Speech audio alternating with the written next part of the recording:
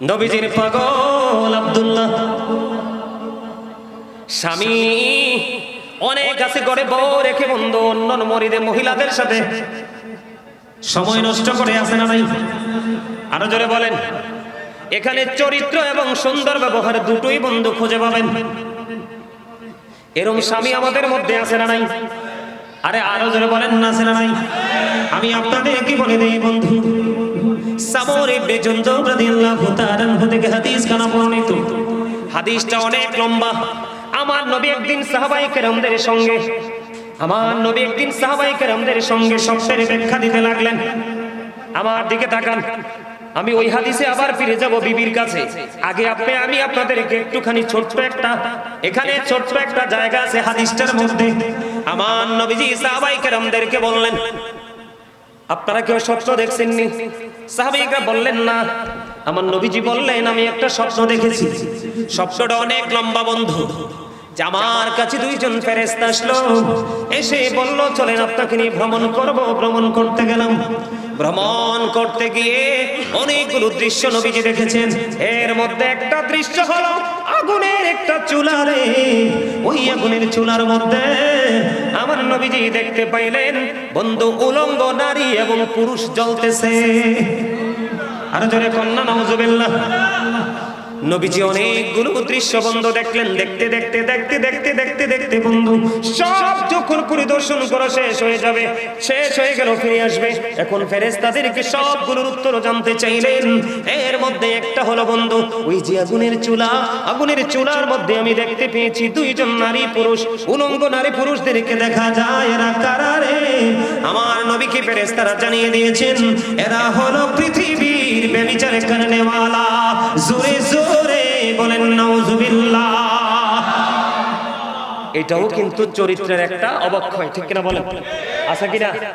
আমাদের সমাজের মধ্যে আছে না নাই? ঠিক এর মধ্যে বিবাহিত কিছু আছে, বিবাহের আগে যাই করছেন, চরিত্র হরণ করছেন, নষ্ট করছেন, খারাপ করছেন, এটার একটা মাফের রাস্তা আছে।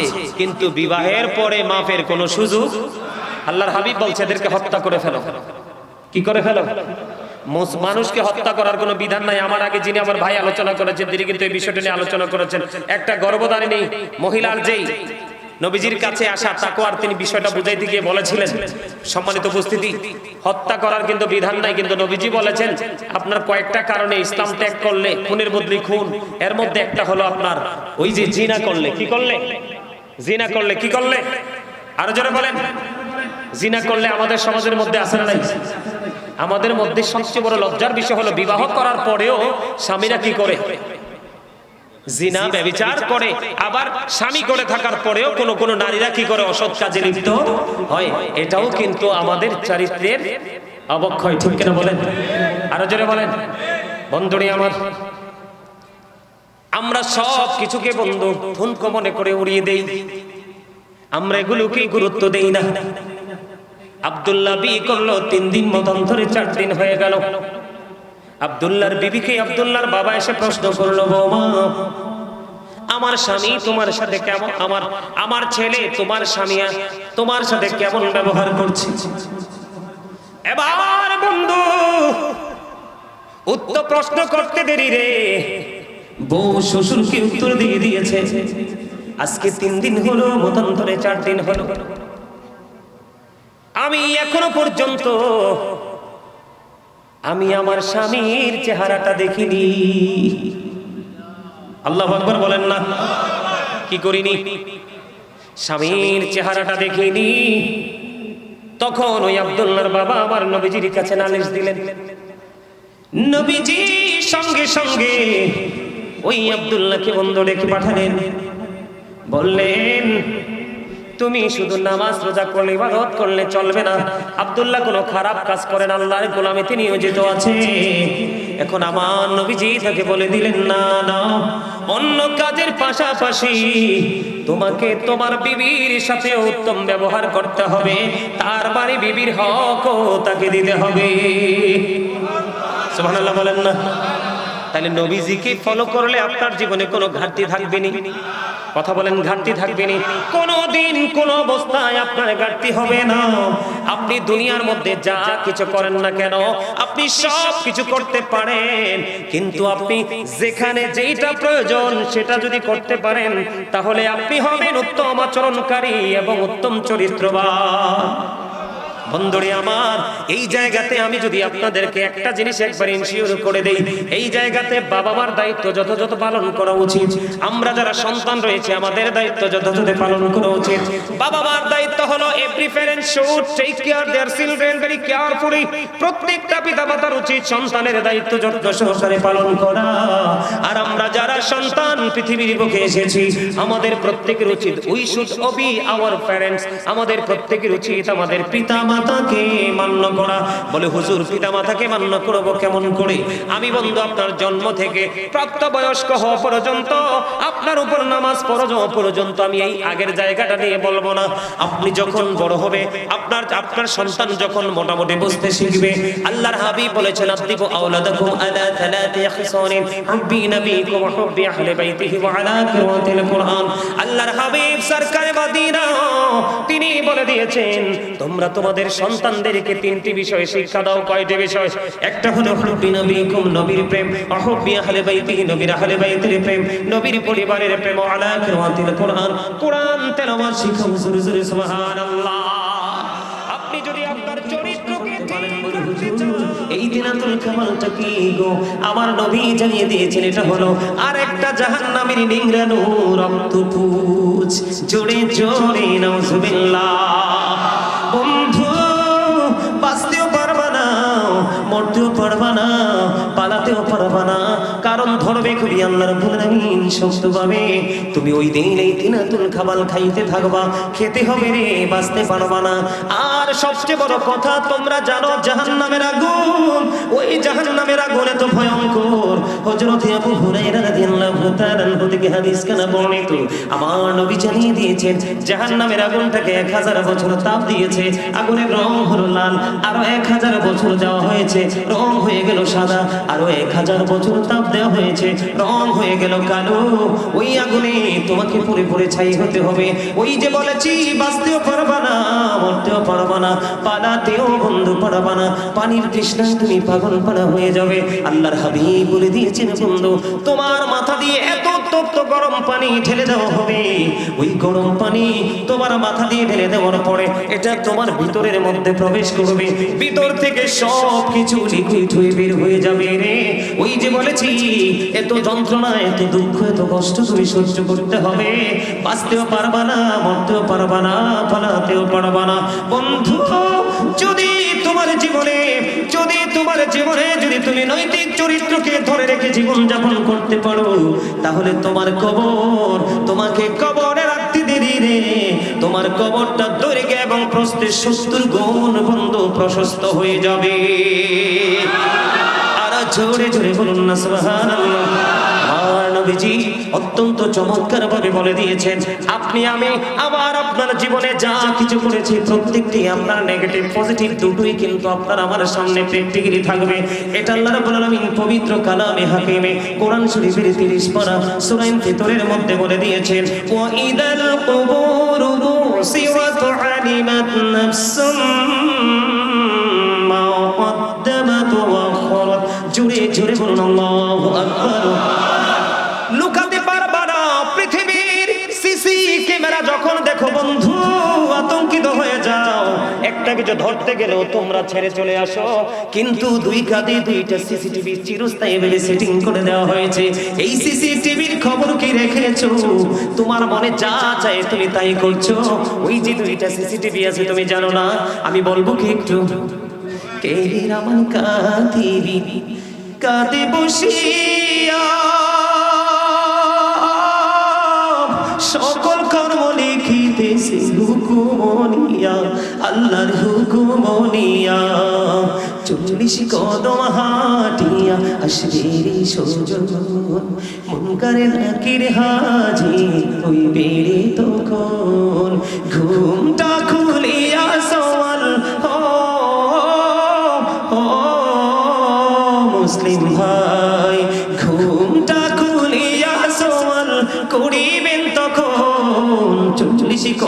হাটিয়া আসবি সজন। ঠিক কিনা বলেন? ও বন্ধু, কেন বলেছি?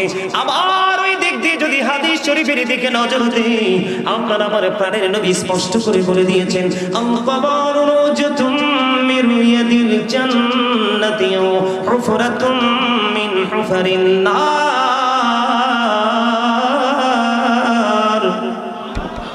জোরে বলেন আল্লাহু আকবার।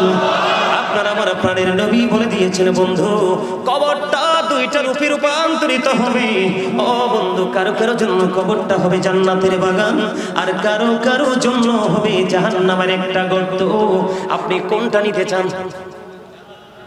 কথা বলেন, কোনটা নিতে চান? আরো জোরে বলেন, কোনটা নিতে চান? মনের সাথে বুঝে বলেছেন। কথা বলেন, বুঝে বলেছেন। জান্নাত চায় না এমন কোন মানুষ পৃথিবীতে নাই রে। আপনি জান্নাতি হতে হলে তাহলে আপনার চরিত্রকে কন্ট্রোল করতে হবে। ঠিক কিনা বলেন? আরো জোরে বলেন। বন্ধু, আমি আপনাদেরকে বলে দিতে চাই রে, আপনার আমার জন্য একটা জায়গা অপেক্ষা করতেছে, মিজান। আছে না নাই? সূরা রহমানের মধ্যে আল্লাহ মিজানের কথা বলছে কিনা? ওয়াকিমুল ওয়াজনা বিল কিসতি ওয়া লা তুখসিরুল মিজান। আছে না নাই? ও বন্ধু, এই মিজানের দিদার পাবো আমরা ওই ফিউচারে। কবর থেকে পুরো জীবন, কাল হাসরের ময়দানে আপনি যদি আপনার চরিত্রকে বন্ধু ঠিক রাখতে পারেন, আল্লাহর হাবিব সরকারে মদিনা ইমামুল মুরসালিন রাহমাতুল লিল আলামিন তিনি জানিয়ে দিয়েছে, বন্ধু, মিজানের পাল্লাটাকে অতি মাত্রায় ভারী করে দিবে একটা মাত্র আমল, একটা মাত্র জিনিস, সেটা হলো একটা নারী এবং পুরুষের উত্তম চরিত্র। জোরে জোরে বলুন না সুবহানাল্লাহ, আর জোরে বলুন সুবহানাল্লাহ। কোন চরিত্র? কথা বলেন না কেন? মিজানের পাল্লাটাকে অধিক বেশি ভারী করে দিবে রে। ও বন্ধু, উত্তম চরিত্র।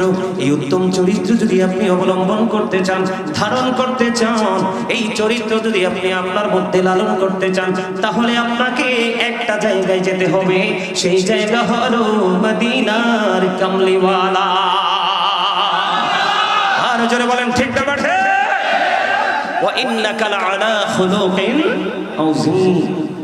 আল্লাহ রাব্বুল আলামিন পবিত্র কালামে হাকিমে বলেছে, গুড ক্যারেক্টার সম্পূর্ণ নবী হলো আপনার আমার প্রাণের নবী, উত্তম চরিত্রের অধিকারী। ঠিক কিনা বলেন? এখন আমরা উত্তম চরিত্রের হব না কি হব? আরো জোরে বলেন, হব। উত্তম চরিত্রবান হওয়ার লোভ মনের ভিতরে কাজ করেনি, হৃদয়ে কাজ করেনি? করে। আমি আপনাদেরকে বলি, আবার আমি ওই সূরাটাতে ফিরে যেতে চাই বন্ধু। আল্লাহ রাব্বুল আলামিন পবিত্র কালামে হাকিম কোরআন শরীফের 30 পারায় সূরা ইনফিতরের মধ্যে বলে দিয়েছে, আল্লাহ বলেছেন, বিসমিল্লাহির রহমানির রহিম। ওমা, আল্লাহু আকবার বলেন না? আরো জোরে বিসমিল্লাহটা পড়তে পারলেন না? এই আমার দিকে তাকান, যেই ব্যক্তি প্রত্যেকটা পবিত্র কাজের আগে বিসমিল্লাহ শরীফ পড়বে, বিসমিল্লাহ শরীফ পড়বে প্রত্যেকটা পবিত্র কাজের আগে, আল্লাহ রাব্বুল আলামিন তার জন্য 4টা নদী বরাদ্দ করে রেখেছে। আপনি এটা এখন পাবেন না, ওপারে পাবেন। কোন পারে? ওপারে পাবেন। 4টা নদী, 4টা নহর। কয়টা? বিসমিল্লাহর আমল যদি আপনি করতে পারেন বন্ধু, 4টা নহর আপনার জন্য বরাদ্দ। একটা হলো মধুর নদী, একটা হলো দুধের নদী, একটা হলো শরবতের নদী, আরেকটা হলো বন্ধু পানির নদী। এই 4টা নদী, 4টা নহর আপনার জন্য বরাদ্দ থাকবে। জীবনের শুরু থেকে শেষ পর্যন্ত যদি প্রত্যেকটা কাজের আগে বিসমিল্লাহ শরীফ যদি পড়তে পারেন, আমি বিসমিল্লাহর বরকত নিয়ে আলোচনা করতে চাই না, আমি বন্ধু বলতে চাই, আল্লাহ কোরআনে বলেছেন, ফি আইয়ি সূরাতিন মা শাআ ওয়াক্কাবাক। জুড়ে জুড়ে বলুন আল্লাহু আকবার।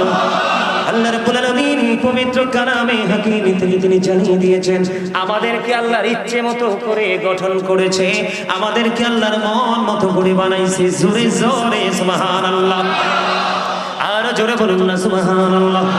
আল্লাহ আমাদেরকে কি করেছেন? কথা বলে না? মন মতো করে বানাইছে। আল্লাহ ক্রিয়েটেড দ্য মাইন্ড, আল্লাহর মন মতো করে বানাইছে। আমরা যেন উত্তম চরিত্রবান হয়ে আল্লাহর মন মতো যেন চলতে পারি, এই পথ চলার জন্য বন্ধু দিয়ে দিল বড় নিয়ামত ইসলাম। জোরে জোরে বলেন না সুবহানাল্লাহ। কোন মানুষ যদি উত্তম চরিত্রবান হতে চায়, পরিপূর্ণ নুরানি হতে চায়, তাহলে আপনাকে ইসলামের সুশীতল ছায়াতলে পরিপূর্ণভাবে বন্ধু আসতে হবে। Islam is not only a religion but also complete code of life. পরিপূর্ণ পূর্ণাঙ্গ জীবন ব্যবস্থা ইসলামের মধ্যে রয়েছে বন্ধু। আল্লাহ বলেছেন ইন্নাদ দীনা ইনদাল্লাহিল ইসলাম, ইসলাম হলো আল্লাহর মনোনীত ধর্ম। আর ইসলাম ধর্মের নির্যাস হলো আপনার আমার প্রাণের নবী। এটা আমার মন গড়া কথা নয়, আল্লাহ বলেছেন সে বলুন, ইফ ইউ ডু লাভ আল্লাহ, যদি তোমরা আল্লাহকে ভালোবেসে থাকো, ফলো মি মুহাম্মদ সাল্লাল্লাহু আলাইহি ওয়াসাল্লাম, মুহাম্মদ সাল্লাল্লাহু আলাইহি সাল্লামের অনুগত হয়ে যাও, আল্লাহ উইল লাভ ইউ, আল্লাহ তোমাদেরকে ভালোবাসবে, এন্ড ফরগিভ ইউর সিনস, আল্লাহ তোমাদের জীবনের গুনাহগুলি maaf করে দিবে। হুজুর, আল্লাহ রাব্বুল আলামিন ইংলিশে ওয়াজ করেনি, আমি করেছি। ও বন্ধু, আল্লাহ বলেছেন কুল ইন কুনতুম তুহিব্বুনাল্লাহ ফাত্তাবিউনি ইউহিব্বুকুমুল্লাহু ওয়া ইয়াগফির লাকুম যুনুবাকুম আল্লাহু গফুরুর রহিম। আর জোরে বলেন আল্লাহু আকবার। আল্লাহ এখানে শুধু কান্ত নয়, আল্লাহ আরো বলেছেন মাইয়ুতির রাসূলা ফাকাদ আতাল্লাহ। আল্লাহ বলেছেন হি ওবিস দা এবস্টিল ওবিস আল্লাহ, যেই ব্যক্তি রাসূলের নির্দেশ মানলো সে যেন আল্লাহর নির্দেশ মানলো। জোরে জোরে বলুন সুবহানাল্লাহ। এই জন্য আমি প্রায় সময় বলে থাকি বন্ধু, ইসলামের নির্যাস হলো আপনার আমার প্রাণের নবী। ওই প্রাণের নবীকে যদি আপনি আমি ফলো করতে পারি, তাহলে আপনি আমি কোনোদিন ক্যারেক্টারলেস হব না। হব? কথা বলেন হবে? আমি আপনাদেরকে দুইটা দিক দিব। কয়টা দিক? আরো জোরে বলেন। The man is poor but honest. The man is rich but characterless. আপনি কোনটা নেবেন? আগেরটা কোনটা? কোনটা? মানুষ কিন্তু গরিব কিন্তু সৎ। কথা বলেন না কেন? আর একজন মানুষ ধনী কিন্তু ক্যারেক্টারলেস, মানে চরিত্রহীন। আপনি কোনটা নেবেন? আরো যারা বলেন। মনে রাখবেন, the rich are not always happy, ধনীরা সব সময় সুখী নয়। The poor are born to suffer, গরিবরা জন্মগ্রহণ করেছে দুঃখ ভোগের জন্য, এটাই কিন্তু বাস্তবতা। কিন্তু এই জন্য এর মানে এই নয় যে গরিবরা কি হবে? চরিত্রহীন হবে, অবহেলিত হবে, লাঞ্ছিত হবে, অপমানিত হবে, এমন কিন্তু নয়। ঠিক কিনা বলেন? আর জোরে। আমাদের সমাজে সবচেয়ে বেশি চরিত্রহীনতার ভাব প্রকাশ করে কারা? যাদের বেশি পয়সা আছে তারা। কথা কোন? কারণ যুগে যুগে যত নবী রাসূল পৃথিবীতে আগমন করেছে, প্রত্যেকটা নবী রাসূলকে আগের নবী রাসূলের প্রতি ঈমান এনেছে গরিবরা। কারা? আর বেয়াদবি করেছে ধনীরা। কথা বলেন। আমার কথা আপনাদের বুঝে আসে? আসে? আল্লাহ কাকে ফলো করতে বলেছে? কাকে? পৃথিবীতে যত নবী রাসূল এসেছে এর মধ্যে সবচেয়ে সফল কে? আপনার আমার প্রাণের নবী। বুকে হাত দিয়ে বলেন কোন নবী? ডক্টর আহমদ পেয়ারা বাগদাদি পীর সাহেব কেবলা, যিনি বসরা ইউনিভার্সিটির ইংলিশ লেকচারার ছিলেন এবং জবরদস্ত একজন আল্লাহর ওলি ছিলেন। অনেক কিতাব তিনি রচনা করে গেছেন, বাংলা, আরবি, ইংলিশ, উর্দু, যখন যেটা মন চেয়েছে সেইভাবেই তিনি রচনা করেছেন। তিনি একটা বক্তব্য দিয়েছেন, আমার কাছে অত্যন্ত প্রেমময় এবং মজাদার মনে হয়েছে। তিনি বলেছেন, of all the great religious personalities of all Prophet Muhammad রাসূলুল্লাহ সাল্লাল্লাহু আলাইহি ওয়াসাল্লাম ওয়াজ দ্য মোস্ট সাকসেসফুল। জোরে জোরে বলেন না সুবহানাল্লাহ। আর জোরে সুবহানাল্লাহ। পৃথিবীর বুকে যত নবী রাসূল এসেছে সব নবী রাসূলের মধ্যে মোস্ট সাকসেসফুল দ্বারা আপনার আমার নবীকে শ্রেষ্ঠ সফল বলা হয়েছে। জোরে জোরে বলেন না সুবহানাল্লাহ। এখন আমরা সেই নবীর উম্মত হয়ে আমরা কি শ্রেষ্ঠ হতে পেরেছি? আমাদের চরিত্র একটা ছেলে জিনা করলে যে চরিত্রহীন এমনটি নয়, একটা মেয়ে ব্যভিচার করলেই যে চরিত্রহীন এমনটি নয়। চরিত্রহীনতার জন্য অনেকগুলো কারণ রয়েছে, আমি সেইগুলো আজকে আপনাদের সামনে তুলে ধরবো। তবে আমি আগে আপনাদের মূল গোড়াটা একটু সংক্ষিপ্ত শেষ করে দিই। সম্মানিত উপস্থিতি, ডক্টর আহমদ পেয়ারা বাগদাদি পীর সাহেব কেবলা তিনি তো একজন মুসলমান আল্লাহর ওলি জবরদস্ত ছিলেন। আপনাদেরকে আমি আরেকটা এক্সাম্পল দেই। আমেরিকার গবেষক মাইকেল এইচ হার্ট তিনি 100 জন প্রভাবশালীর তালিকা করেছেন। কতজন? 100 জন প্রভাবশালীর তালিকা করেছেন। The 100 A ranking of the most influential person in the history. জোরে জোরে বলেন সুবহানাল্লাহ। 100 জন প্রভাবশালীর তালিকায় তিনি ইনফ্লুয়েন্সার দ্বারা সর্বশ্রেষ্ঠ আপনার সফল ব্যক্তি হিসাবে, নবী হিসাবে আপনার আমার প্রাণের নবী আখ্যায়িত করেছেন। জোরে জোরে বলেন না সুবহানাল্লাহ। আর জোরে বলেন সুবহানাল্লাহ। আরো বড় মজার খবর হলো, আল্লাহ of the first pillar is the lord of world রব্বুল আলামিন মুহাম্মদ রাসূলুল্লাহ সাল্লাল্লাহু আলাইহি সাল্লাম is the blessing for the world রাহমাতাল লিল আলামিন। কি চমৎকার না? আরো জোরে বলেন না। তা এত চমৎকার নিয়ামত পেয়েও যদি আমরা উত্তম চরিত্রের অধিকারী হতে না পারি, তাহলে আমাদের মতো হতভাগা আর কি কেউ আছে? আরো জোরে বলেন না। আমাদের মতো হতভাগা আর কি কেউ আছে? এই জন্য বন্ধু, হযরত আবু হুরায়রা রাদিয়াল্লাহু তাআলা আনহু থেকে হাদিস কানা বর্ণিত, আপনার আমার প্রাণের নবীকে প্রশ্ন করা হলো, ইয়া রাসূলুল্লাহ, ইয়া হাবিবাল্লাহ, নবী নবী গো, ও প্রাণের নবী, কোন কাজটা মানুষকে জান্নাতি করে দিবে? জোরে জোরে বলুন না সুবহানাল্লাহ। আমার নবী সঙ্গে সঙ্গে জানিয়ে দিলেন, ও বন্ধু, কোন কাজটা তোমাকে খুব তাড়াতাড়ি জান্নাতি করবে? একটা প্রথম বলেছেন নবী খোদা ভীতি তাকওয়া, আরেকটা হলো উত্তম চরিত্র। জোরে জোরে বলেন না সুবহানাল্লাহ। ইয়া রাসূলুল্লাহ, ইয়া হাবিবাল্লাহ, নবী গো, ও প্রাণের নবী, কোন জিনিস মানুষকে খুব তাড়াতাড়ি জাহান্নামী করে দিবে? আমার আপনার প্রাণের নবী জানিয়ে দিয়েছেন বন্ধু, মুখ এবং লজ্জাস্থান। জোরে জোরে বলেন না নাউজুবিল্লাহ। আর জোরে বলেন না নাউজুবিল্লাহ। মানুষের চরিত্র বন্ধু কয়েক দিক দিয়ে নষ্ট হয়, এর মধ্যে মুখ এবং লজ্জাস্থান এই দুই দিক দিয়ে বেশি নষ্ট হয়। হযরত শাহর ইবনে সাদ রাদিয়াল্লাহু তাআলা আনহু থেকে হাদিস বর্ণিত, তিনি জানিয়ে দিয়েছেন বন্ধু, এই পৃথিবীর বুকে কেউ যদি জীবদ্দশায় 2 সোয়ালের মধ্যখান এবং 2 রানের মধ্যখানের দায়িত্ব নিতে পারো, আমি নবী কথা দিলাম রে, আমি ওই ব্যক্তির জান্নাতের দায়িত্ব নিয়ে নিব। জোরে জোরে বলেন না সুবহানাল্লাহ। আর জোরে বলেন না সুবহানাল্লাহ। একজন মানুষ মিথ্যাবাদী, সে কি চরিত্রবান?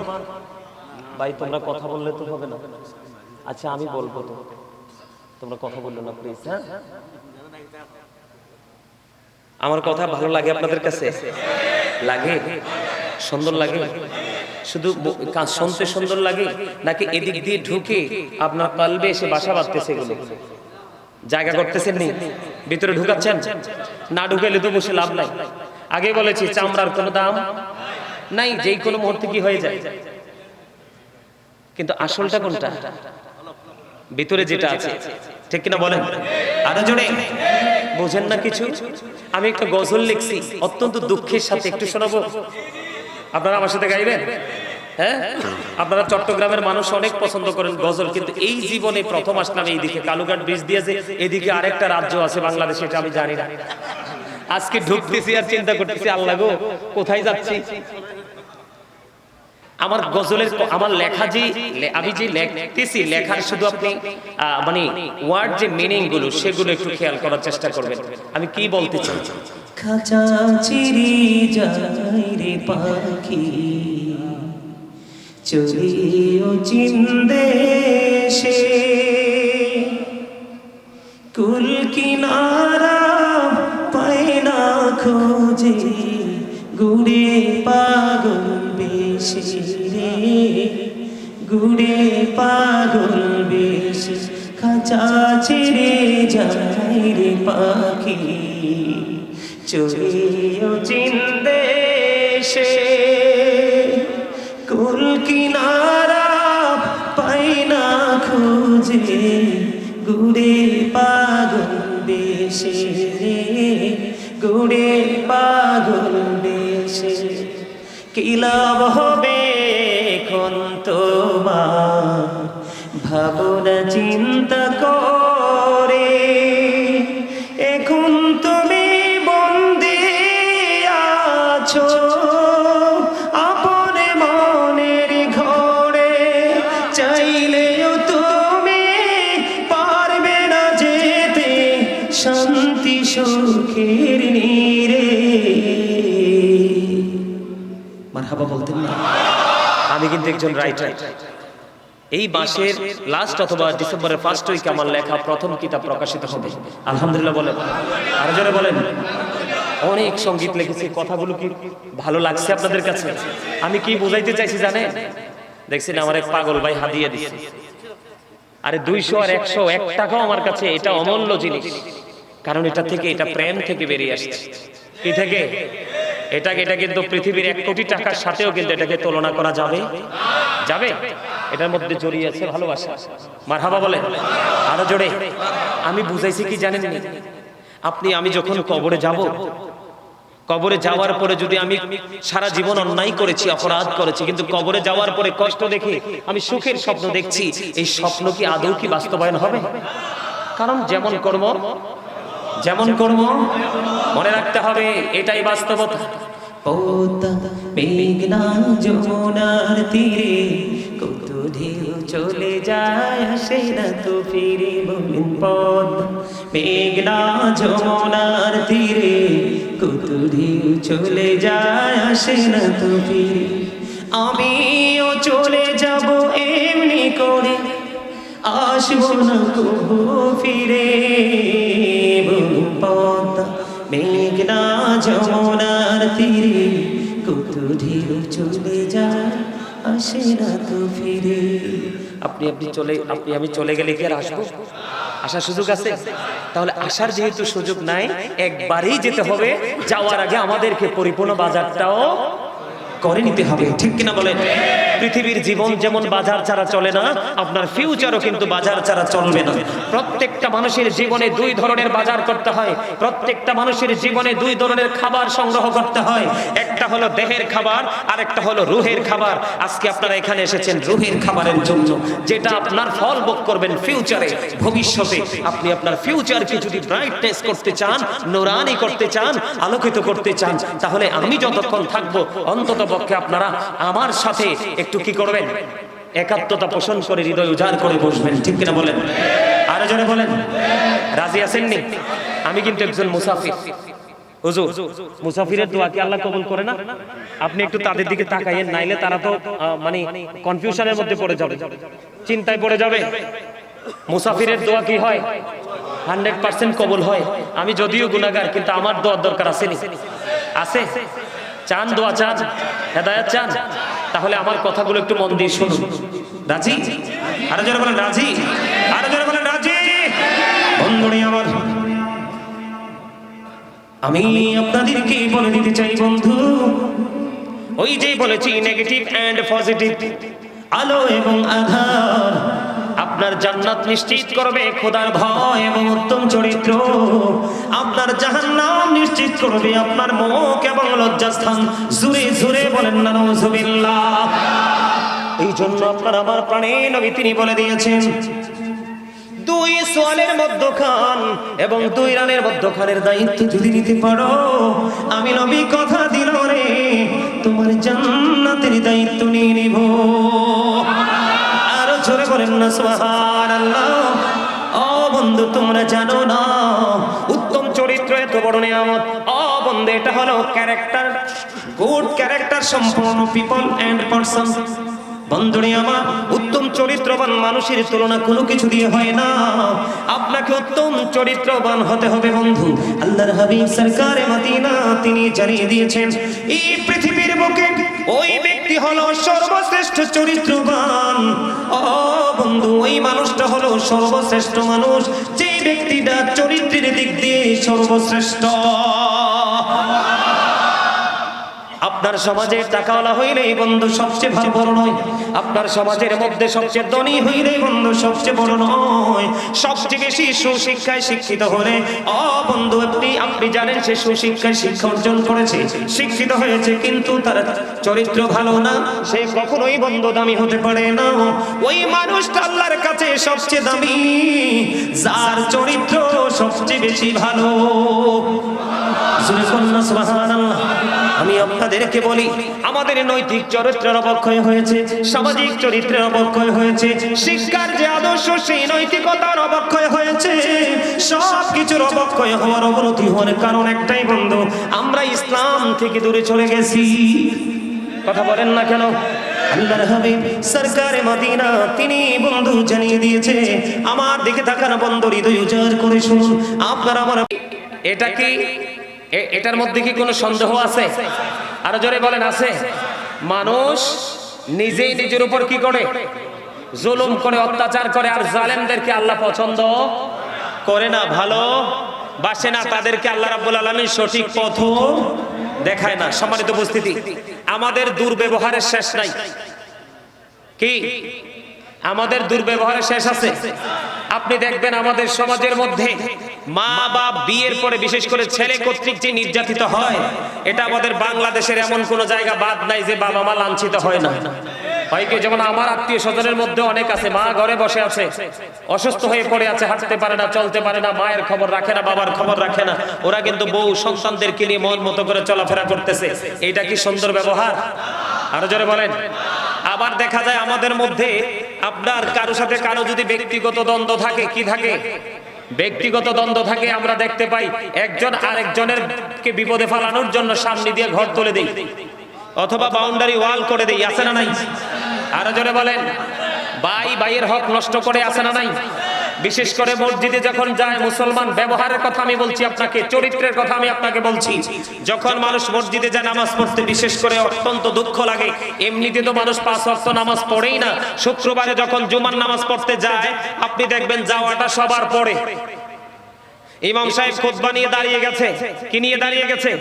খুতবা নিয়ে দাঁড়িয়ে গেছে। ইমাম সাহেব অথবা খুতবা দিচ্ছে, কিন্তু সে তখন মসজিদে গেছে, আবার 2 রাকাত সালাম ফিরাইয়েই কিন্তু আবার বের হয়ে আসছে, আছে না নাই? এমনি করে করে করে করে আমাদের ব্যবহার যে এত দূর ব্যবহার হয়ে রূপান্তরিত হয়েছে। আপনার আগে আমরা ছোটরা দেখলে মুরব্বীদেরকে সালাম দিতাম, এখন কি মুরব্বীরা সালাম দেন আর ছেলেরা সালাম দেয়? দেখছেন নি? দেখছেন আপনাদের এলাকায় এটা চলতেছে। মুরব্বীর আগে সালাম দিতে হয়, সালাম দিলে এই ছেলেরা সালামের জবাব দেয় কিনা এটা আল্লাহই ভালো জানে, আছে না নাই? আমাদের দুর্ব্যবহারের শেষ নাই। সম্মানিত উপস্থিতি, আল্লাহ রাসূলের শিক্ষা হলো মানুষ মরে গেলে তার জানাজা অংশগ্রহণ করো, বিপদে পড়ে ডাক দিলে তার ডাকে সাড়া দাও, ঠিক কিনা বলেন? এখন এতটাই কমার্শিয়াল হয়েছে, জানাজা যাওয়ার তো সময় নাই, যদিও যাই আমরা তার মাটি দেওয়ার সময় নাই, দোয়া করার সময়। এমনি করে করে করে করে আমাদের সবগুলো পৃথিবীর দৃষ্টিভঙ্গি থেকে, ইসলামী দৃষ্টিভঙ্গি থেকে, দুনিয়া আখিরাতের যত উত্তম জায়গা আমাদের দরকার, উত্তম ব্যবহারের দরকার, উত্তম চরিত্রের দরকার, একটাও আমাদের মধ্যে নেই, ঠিক কিনা বলেন? এটার কারণ হলো একটা জিনিস। মোবাইলটা কই? আপনাদের কাছে মোবাইল আছে না? একটা, এটা হলো মোবাইল। বলে হুজুর মোবাইলটা তো খারাপ কেন? মোবাইলের মধ্যে দেখবেন হুজুরদের ওয়াজ মানুষ শুনতে চায় না, ভালো কথা মানুষ শুনতে চায় না। আজকে যদি এখানে আপনাদের এখানে যদি আমাদের দেশে অনেক বক্তা আছে, বাউল আছে না নাই? ওই সমস্ত বক্তা যদি আজকে এখানে আসতো, মানুষ জায়গা হতো না। কথা বলেন না কেন? জায়গা হইতো?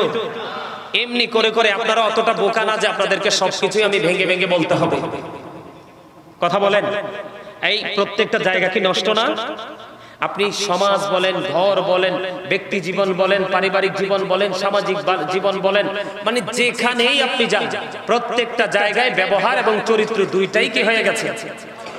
ধ্বংস হয়ে গেছে, আছে না নাই? আরো জোরে বলেন। বন্ধুরে আমার,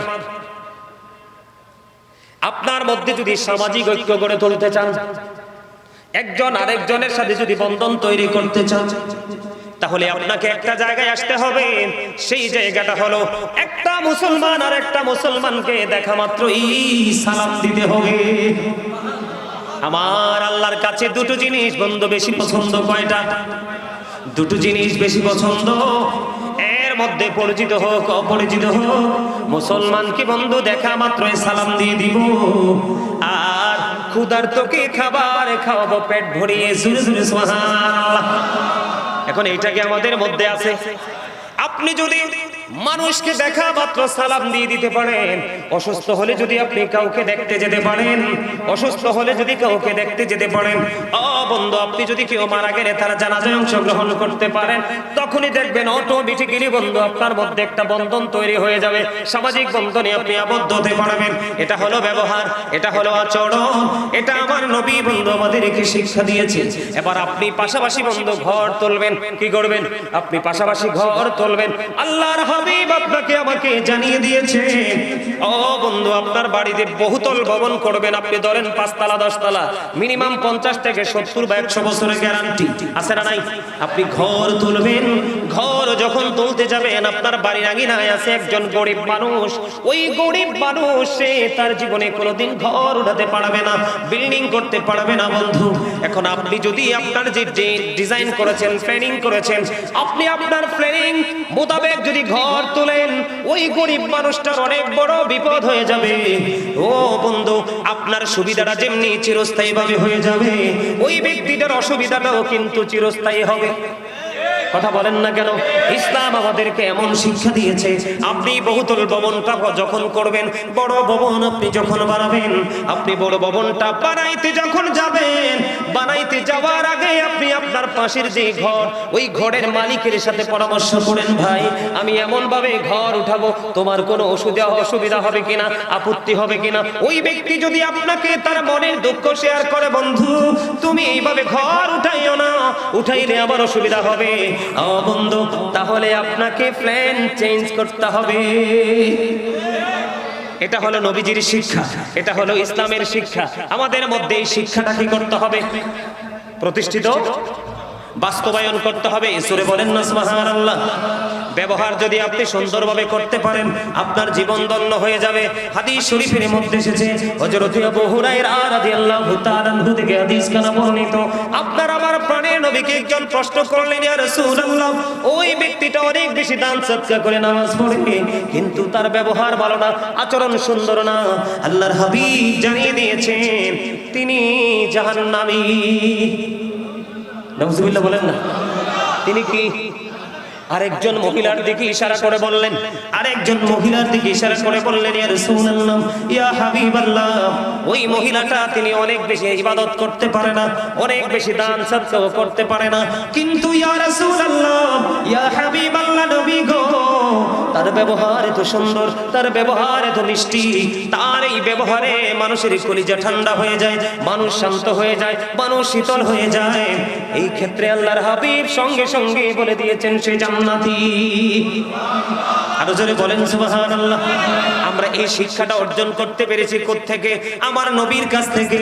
এই জন্য বন্ধু আমরা ইহুদি নাসারাদেরকে ফলো করব না, বেঈমান কাফেরদেরকে আমরা ফলো করব না। যদি আমরা এমনি ভাবে বেঈমান কাফের মুশরিকদেরকে ফলো করতে থাকি, আমাদের জীবন দুনিয়া থেকে মৃত্যু পর্যন্ত, জীবন থেকে মরণ পর্যন্ত আপনার আমার দুনিয়াও শেষ হয়ে যাবে, আখিরাতও শেষ হয়ে যাবে। আল্লাহ কোরআনে বলেছেন, নাল কাফিরিনা কানু লাকুম আদুওয়াম মুবিনা। আল্লাহ বলেছেন, the heritage are the eternal enemy of the believers. আল্লাহ বলেছেন ঈমানদারদের প্রকাশ্য শত্রু হলো বেঈমানেরা।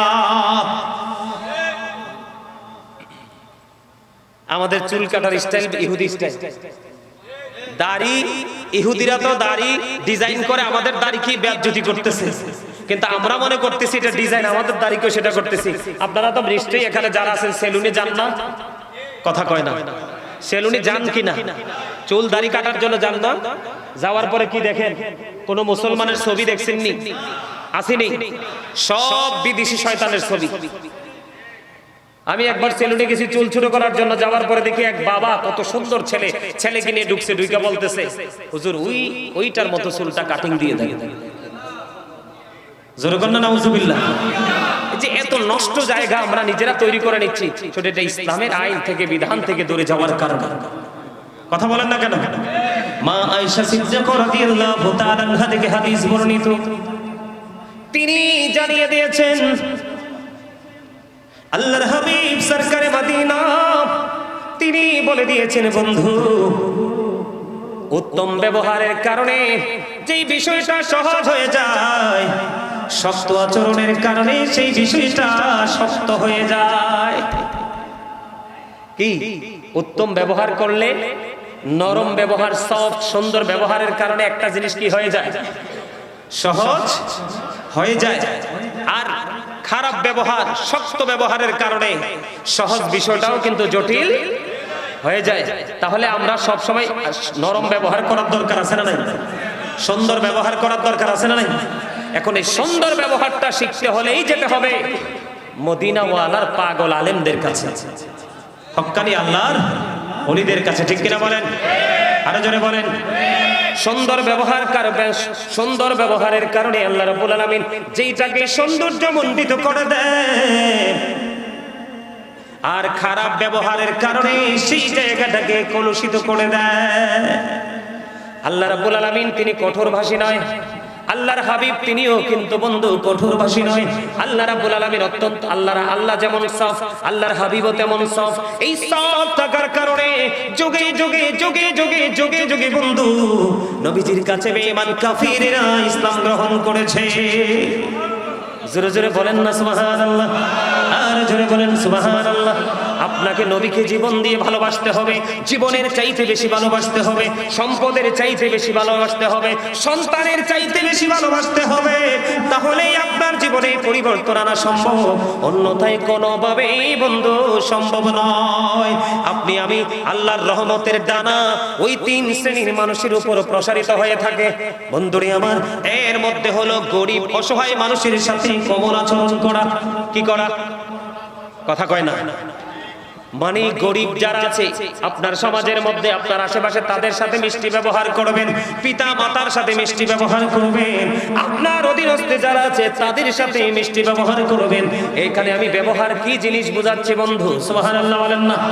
যেমন আমি সবগুলো বাদ দিয়ে দিলাম, সবগুলো বাদ দিয়ে দিলাম। একটু আগে কিন্তু ছোট্ট একটা হাদিস বলেছি, আপনার দান সবকে, আপনার নামাজ রোজা, আপনার আমল টামল সবকিছু আপনার বিনষ্ট হয়ে যাবে যদি আপনি বন্ধু খারাপ ব্যবহার করনে वाला মন, আর আপনার নামাজ কম, ইবাদত কম, জিকির কম, দান সাদকা কম, কিন্তু আপনার ব্যবহার অত্যন্ত সুন্দর। আমার নবী বলে দিয়েছেন আপনার জন্য বরাদ্দ করেছেন জান্নাত। সুবহানাল্লাহ বলেন। আপনি যদি মা বাবার সাথে সফট হতে পারেন, এখানে মা বাবার কথা আসছে না নাই বন্ধুরে আমার? মা বাবার সাথে যদি সুন্দর আচরণ করতে পারেন, মিষ্টি ব্যবহার করতে পারেন, মায়ার নজরে মায়ের দিকে যদি তাকাইতে পারেন, আপনার আমল নামায় চলে আসবে হজের সওয়াব। তাহলে সফটনেস আল্লাহর পছন্দ কিনা? আরো জোরে বলেন না, আরে আরো জোরে বলেন। আল্লাহ রাব্বুল আলামিন কঠোরতা পছন্দ করে না, আল্লাহর হাবিবও কঠোরতা পছন্দ করে না। কঠোরতা মানুষকে সব দিক দিয়ে সংকুচিত করে দেয়, আর নমনীয়তা মানুষের সব কিছুকে বন্ধ প্রশস্ত করে দেয়। জোরে জোরে বলুন সুবহানাল্লাহ। এই জন্য আমি আপনাদেরকে বিনীতভাবে বলবো বন্ধু, সুন্দর আচরণ করবেন। এখন বিবির সাথে ভালো আচরণ করবেন নি? কথা কয় না। এখন আমাদের সমাজে কিছু কিছু মানুষের কাছে বউ হচ্ছে সবচেয়ে বেশি অবহেলার জিনিস, আছে না নাই? আরো জোরে কথা বলেন। সবচেয়ে বেশি অবহেলা একটা জায়গা দিয়ে করে, বলবো স্বামীর ক্ষমতা থাকার পরেও কিন্তু বিবির মোহরানা দিয়ে মরে না। আমার আশেপাশে অনেক মানুষ মারা গেছে কিন্তু বিবির মোহরানাটা দেয় নাই। কি করে নাই? বিবির মোহরানা দেয় নাই। মনে রাখবেন, আপনি ইচ্ছে করে যদি বিবির মোহরানা না দিয়ে মরেন, তাহলে আপনার ঠিকানা কোথায় হবে? জাহান্নাম। জিনাকারীদের সাথে যুক্ত করা হবে। জোরে জোরে কোন নাউজুবিল্লাহ। আরে আরো জোরে বলেন না নাউজুবিল্লাহ। নবীজির পাগল আব্দুল্লাহ, স্বামী অনেক আছে করে বউ রেখে বন্ধু অন্য মরিদে মহিলাদের সাথে সময় নষ্ট করে, আছে না নাই? আরো জোরে বলেন। এখানে চরিত্র এবং সুন্দর ব্যবহার দুটোই বন্ধু খুঁজে পাবেন। এরকম স্বামী আমাদের মধ্যে আছে না নাই? আরে আরো জোরে বলেন না, আছে না নাই? আমি আপনাদের কি বলে দেই বন্ধু, সামর ইবনে জুনদুব রাদিয়াল্লাহু তাআলা আনহু থেকে হাদিস কানা বর্ণিত। হাদিসটা অনেক লম্বা। আমার নবী একদিন সাহাবায়ে কেরামদের সঙ্গে সবচেয়ে ব্যাখ্যা দিতে লাগলেন। আমার দিকে তাকান। আমি ওই হাদিসে আবার ফিরে যাব বিবির কাছে। আগে আমি আপনাদেরকে একটুখানি ছোট্ট একটা, এখানে ছোট্ট একটা জায়গা আছে হাদিসটার মধ্যে। আমার নবীজি সাহাবায়ে কেরামদেরকে বললেন, আপনারা কেউ স্বপ্ন দেখছেননি? সাহাবায়েরা বললেন না। আমার নবীজি বললেন, আমি একটা স্বপ্ন দেখেছি। স্বপ্নটা অনেক লম্বা বন্ধু। যে আমার কাছে দুইজন ফেরেশতা আসলো, এসে বলল, চলেন আপনাকে নিয়ে ভ্রমণ করব। ভ্রমণ করতে গেলাম। ভ্রমণ করতে গিয়ে অনেকগুলো দৃশ্য নবীজি দেখেছেন। এর মধ্যে একটা দৃশ্য হলো আগুনের একটা চুলারে। ওই আগুনের চুলার মধ্যে আমার নবীজি দেখতে পাইলেন বন্ধু উলঙ্গ নারী এবং পুরুষ জ্বলতেছে। আর জোরে কন্যা নাউজুবিল্লাহ। নবীজি অনেকগুলো দৃশ্য বন্ধু দেখলেন। দেখতে দেখতে দেখতে দেখতে দেখতে দেখতে বন্ধু সব যখন পরিদর্শন করা শেষ হয়ে যাবে, শেষ হয়ে গেল, ফিরে আসবে। এখন ফেরেশতাদেরকে সবগুলোর উত্তর জানতে চাইলেন। এর মধ্যে একটা হলো বন্ধু, ওই যে আগুনের চুলা, আগুনের চুলার মধ্যে আমি দেখতে পেয়েছি দুইজন নারী পুরুষ, উলঙ্গ নারী পুরুষদেরকে দেখা যায়। এরা কারা রে?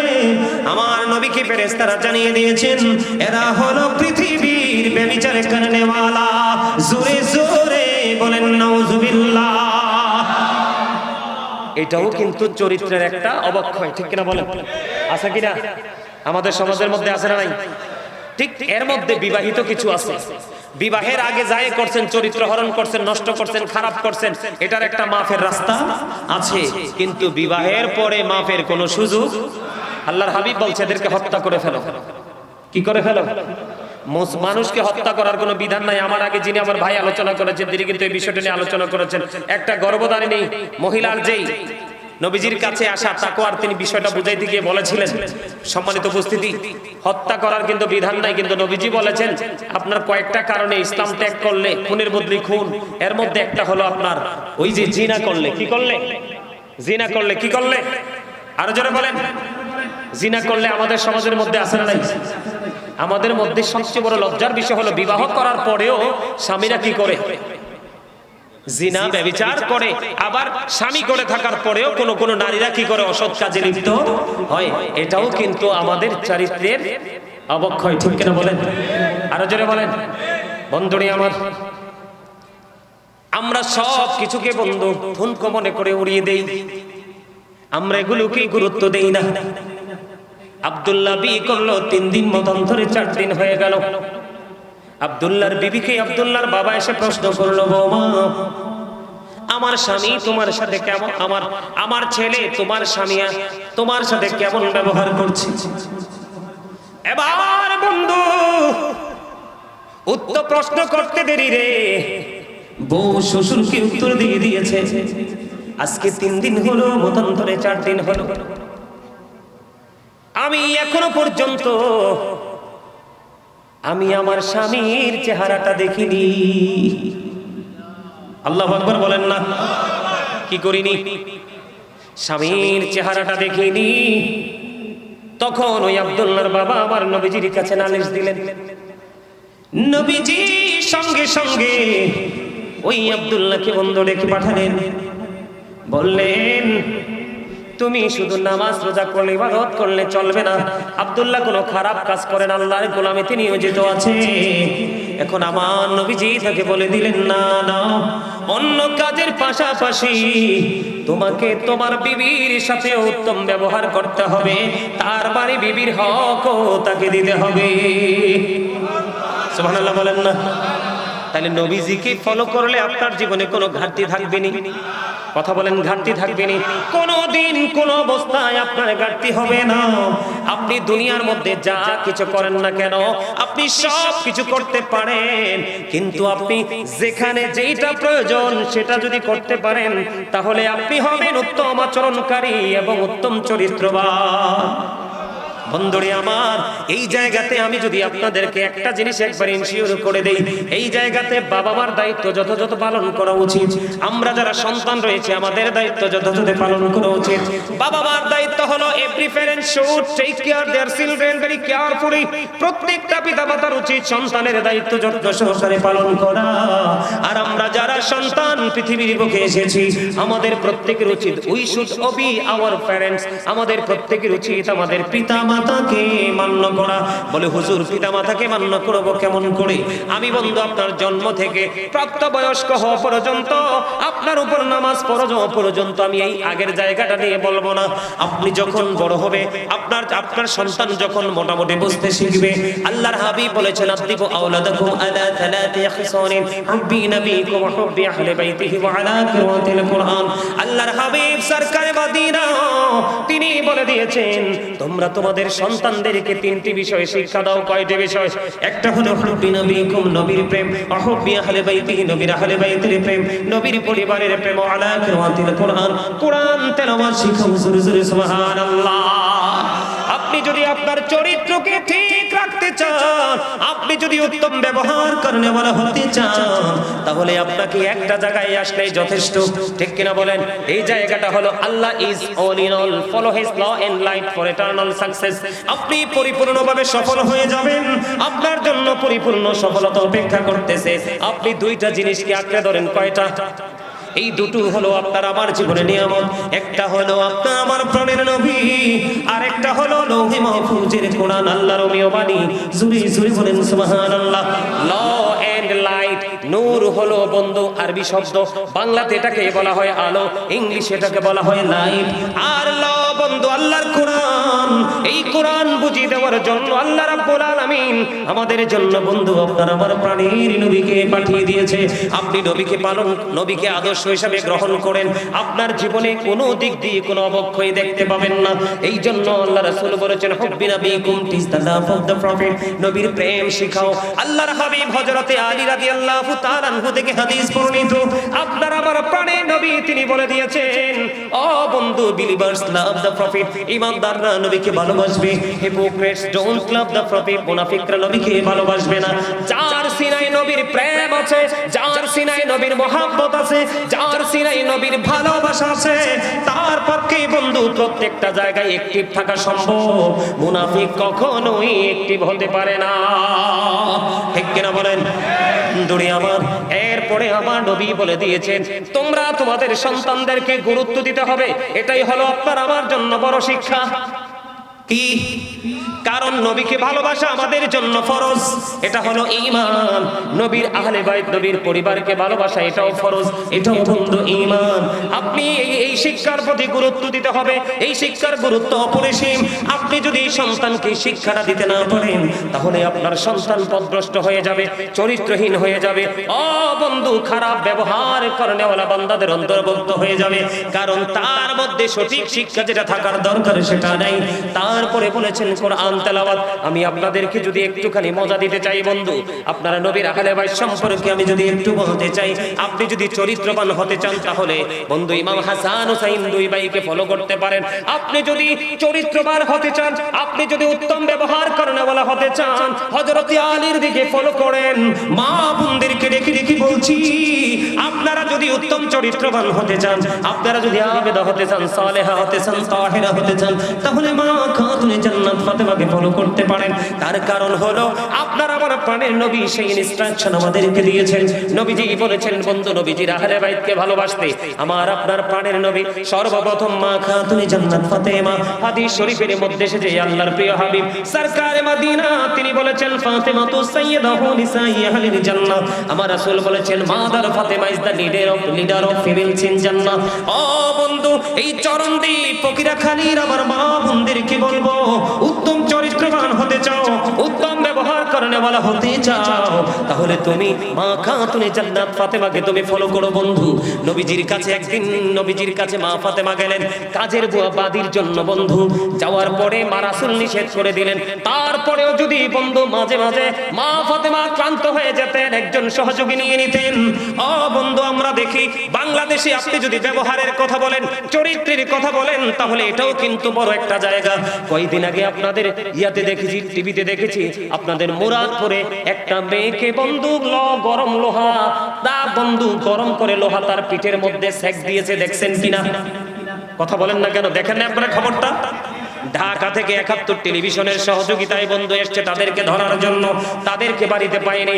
তারা দেখেন কাজ বুঝে না পাইলে অবুঝ অবলা মেয়েদেরকে তারা আঘাত করে গায়ে বন্ধু, এমন আঘাত করে যে এটা তার জীবনে ভোলা যায় না।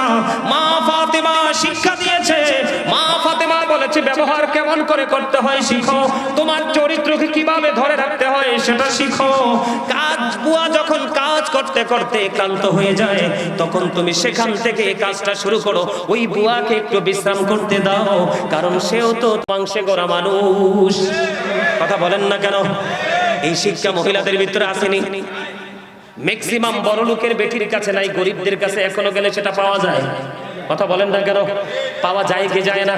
আমি আপনাদেরকে যদি ব্যবহার শিখাইতে চাই, উত্তম চরিত্রবান যদি হতে চান বন্ধু, নবীকে ভালোবাসতে হবে, নবীর আহলে বাইতকে ভালোবাসতে হবে।